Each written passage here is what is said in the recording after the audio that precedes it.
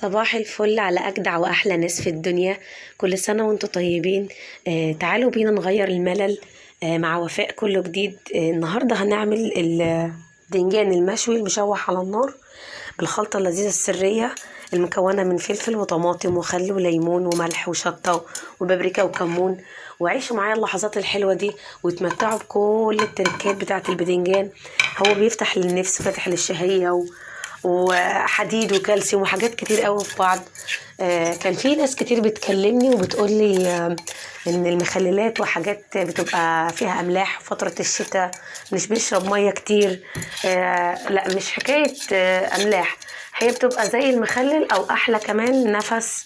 ومعايا ادم وحبيبه في المطبخ محيرني ومدوخني، وكل ما اجي اعمل حاجه بيلخبطوني.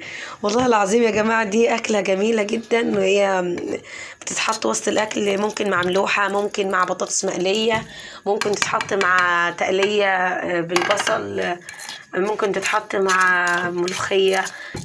اي حاجه مقالي كده بتتحط معاها بتحلي الاكله وبيبقى طعمها لذيذ. اوعوا تنسوا تعملوا لي اشتراك في القناه ولايك وتفعلوا الجرس عشان يوصلكم كل جديد.